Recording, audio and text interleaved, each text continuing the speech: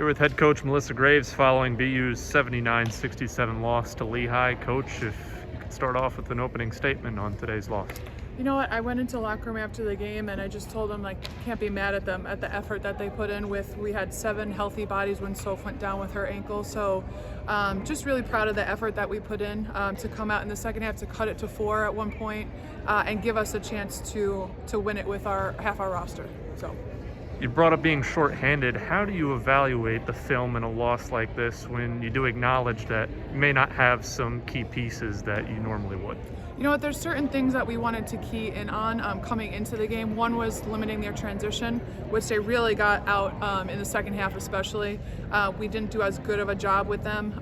The second piece is just limiting them within their offense, all those cutting actions, the popping actions. We got lost in a lot of that. So I think those are still things we can fix no matter what our personnel is. They beat us to some 50-50 balls, things like that. So definitely plenty to evaluate, but still a lot to be proud of. I really challenged Maren Durant.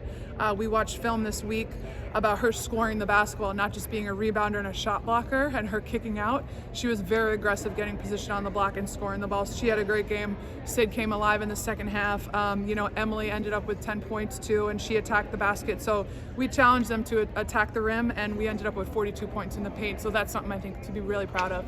Brought up Maren Durant, a career high 22 points from her past 2 games. She's been the only post player that's been healthy. So what about her has helped her step up her game despite knowing that she's had to play so many minutes and the depth there isn't quite there? Yeah, with her, it's just been, she couldn't get in foul trouble. That was a piece of it where she fouled out last game toward the end. So she knew that she needed to be clean.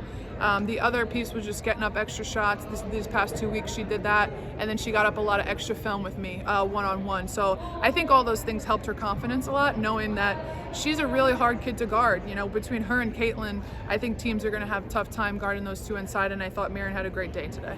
What are some elements that you take away from this game that you maybe want to tune up heading into the home matchup against Lafayette next Wednesday? I think it's just knowing that we can attack the rim at will.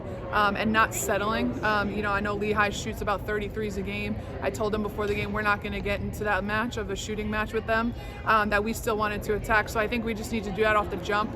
We kind of settled in the first half and then waited to the second half to do that. So I think going into this, we got to do what we do best and not play to the other team. So I think that's a piece of it, and then obviously the defensive end.